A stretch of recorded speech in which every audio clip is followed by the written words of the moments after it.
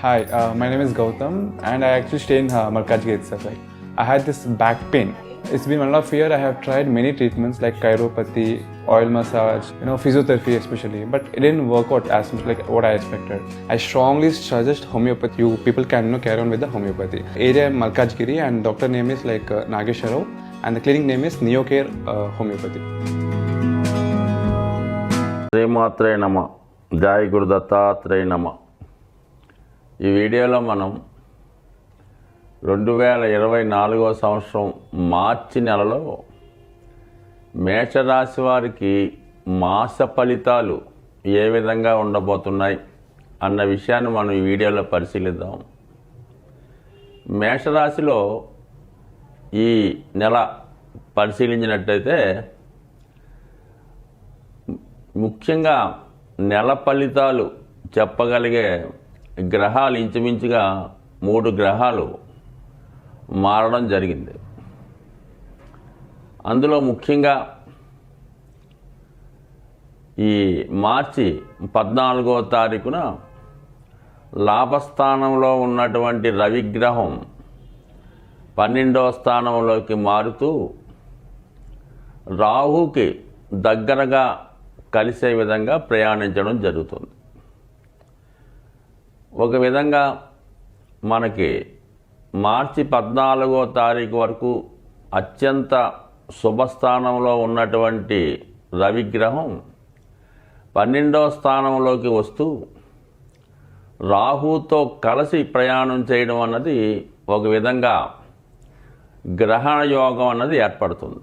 So ఈ కారణం వల్ల అధికార హోదాలో ఉన్నటువంటి వారికి, అంటే మేషరాశిలో ఎవరైతే అధికార హోదాలో ఉన్నారో లేదంటే రాజకీయ రంగంలో ఉన్నారో అటువంటి వారికి ఒక విధమైనటువంటి అపకీర్తి కలిగే అవకాశం ఉంది. అలాగే సరైనటువంటి నిర్ణయాలు తీసుకోలేకపోవడం వల్ల మీరు తీసుకున్న నిర్ణయాలు ఇతరులకి బాధ కలిగించడం వల్ల ఒక విధమైనటువంటి అసంతృప్తి మీ యొక్క శ్రేయోభిలాషులు, మీ అనుచరుల వల్ల కలిగే అవకాశం ఉంది. అలాగే ఏదో ఒక బలహీనతకి మీరు లోనవడం వల్ల ఆ బలహీనతని ఆసరాగా తీసుకొని మీ అపోజిషన్ పార్టీ వారు మీ మీద బురద జల్లే ప్రయత్నం చేయడం జరుగుతూ ఉంటుంది. సో ఏదైనా ఈ మార్చి 14వ తారీఖు నుంచి ఒక నెల రోజుల పాటు ఈ మేషరాశిలో ఉన్నటువంటి వారు ఎవరైనా సరే ఏదైనా జాగ్రత్తగా వ్యవహరించడం మంచిది. సొంత నిర్ణయాల వల్ల, బాగా ఇతరులను నమ్మడం వల్ల మీ దగ్గర ఉన్నటువంటి శ్రేయోభిలాషులు, మీ చుట్టూ ఉన్నటువంటి పరివారం చేతిలోనే నష్టపోవడం కానీ అపకీర్తి పాలవడం కానీ జరిగే అవకాశం ఉంది. సో అయితే దీనిని సబ్స్టిట్యూట్ చేస్తూ సేమ్ అదే మార్చి 15వ తారీఖున దశమ స్థానంలో సంచరిస్తున్నటువంటి కుజుడు 11వ స్థానంలోకి రావడం జరుగుతోంది. సో అంటే రవి 11 నుంచి 12కి వెళ్తే 10 నుంచి కుజుడు 11కి వస్తూ మరి ఈ రాశి వారికి అత్యంత లాభదాయకమైనటువంటి స్థానంలోకి రాష్ట్రాధిపతి కుజుడు రావడం జరిగింది. ఒక విధంగా ఆకస్మిక ధనలాభం, ఏ ధనం కోసం అయితే మీరు ఇంతకాలంగా సుమారుగా ఒక సంవత్సరం బట్టి అనుకోవచ్చు ఎదురు చూస్తున్నారో అటువంటి ఆకస్మిక ధనలాభం, అది ఇన్సూరెన్స్ ద్వారా కానీ వారసత్వంగా కానీ పార్టీ ఫండ్ అవ్వచ్చు, లేదంటే మీరు ఎవరికన్నా ఇతరుల కోసం పనిచేస్తుంటే వారి ఖజానా నుంచి మీకు ధనం రావడం కానీ జరిగే అవకాశం ఉంది. సో అలాగే మీ వ్యక్తిగత సామర్థ్యంతో అది రియల్ ఎస్టేట్ రంగంలో వారికి కానీ, ప్రభుత్వ అధికారులకు కానీ, రాజకీయ రంగంలో ఉన్నవారికి కానీ, మరి అది ఉద్యోగస్తులైతే వాళ్ళ యొక్క వేతనం పెరగడం, వ్యాపారస్తులైతే అదనపు లాభాన్ని ఆర్జించడం జరుగుతుంది. మొత్తం మీద ఏంటంటే భూములు, స్థిరాస్తుల వల్ల లాభం కలిగి వస్తుంది. అయితే వృత్తిలో విపరీతమైనటువంటి ఒత్తిడికి గురవడం జరుగుతూ ఉంటుంది. సో ఆ కారణం వల్ల మీ కొలీగ్స్తో కానీ, మీ కింద ఎవరైతే పనిచేస్తున్నారో వారితో చాలా కలిసి మెలిసి నిర్ణయాలు తీసుకోవడం మంచిది. అంటే కొంతవరకు వాళ్ళ అభిప్రాయాలకు కూడా విలువ ఇచ్చి తీసుకోవడం వల్ల మీరు అనుకున్న గమ్యాన్ని చేరగలుగుతూ ఉంటారు.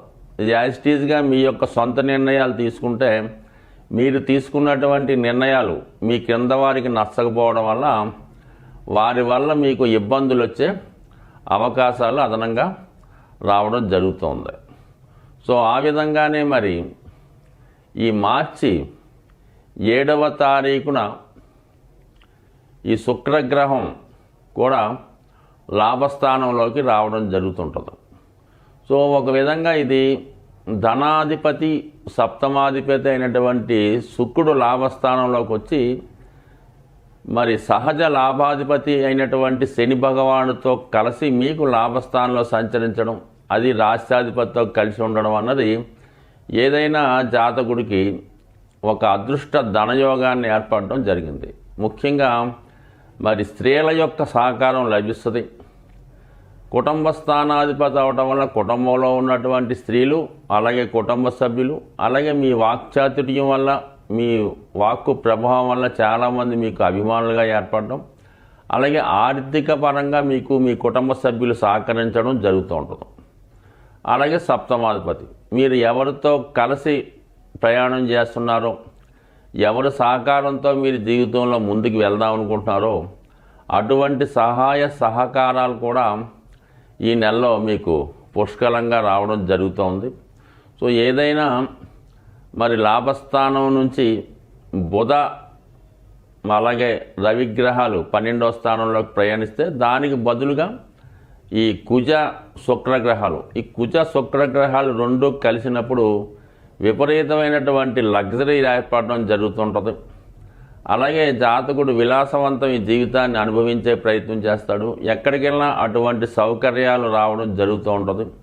సో ఏదేమైనా ఈ కలయిక ఈ మేషరాశి వారికి ఏ రంగంలో ఉన్నవారికైనా విపరీతమైనటువంటి ప్రజల యొక్క ఫాలోయింగు, అభిమానులు, అలాగే మీ వృత్తి రీత్యా మీ ఉన్నటువంటి మీ ఖాతాదారులు, కస్టమర్స్ అన్ని విధాలా సహకరించే అవకాశం ఉంది. జాతకుడు అభివృద్ధి చెందడానికి ఇది ఉన్నతమైనటువంటి మార్గం. ఏదైనా నూతన పథకాలు చేపట్టాలన్నా, కొత్తగా వ్యాపారం ప్రారంభించాలన్నా, లేదంటే మీ యొక్క ఆర్థిక పరిస్థితి ఇంకా మెరుగుపరిచే ఉద్దేశంలో ఏదైనా ఫైనాన్స్ సంస్థల నుంచి మరి ధనం సేకరించాలన్నా ఇది చాలా అనుకూలమైనటువంటి సమయం.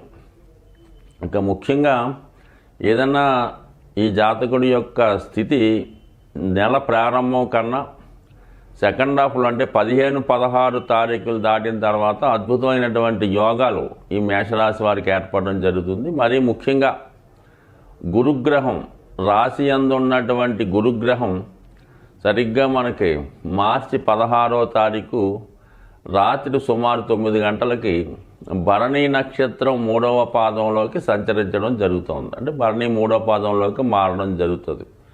సో దీనివల్ల ఏంటంటే ఈ శుక్రుడు వర్గోత్తమ అంటే పుష్కర నవాంశలోకి వెళ్ళడం జరుగుతూ ఉంటుంది. అంటే నవాంశలో తులారాశిలో పడడం. ఒక విధంగా ఈ నవాంశలో ఈ పుష్కర నవాంశలో గురువు ఉండగా చేపట్టినటువంటి శుభకార్యాలు కానీ అలాగే వివాహాలు కానీ చాలా అనుకూలంగా ఉండే అవకాశం ఉంది. బట్ ఈ కారణం వల్ల జాతకుడికి గురువు యొక్క సంపూర్ణ బలం ఏర్పడడం జరుగుతుంటుంది.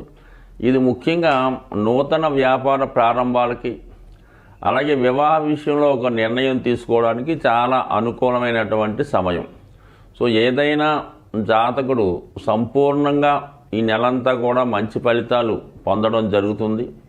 సో ఈ నెలలో వస్తున్నటువంటి మాస శివరాత్రి మాత్రం ఖచ్చితంగా ఈ మేషరాశి వారు దాన్ని పాటించడం వల్ల గ్రహాలన్నీ మీకు అనుకూలించి సంపూర్ణమైనటువంటి విజయాన్ని మీకు అందిస్తాయని ఆశిస్తూ స్వస్తి.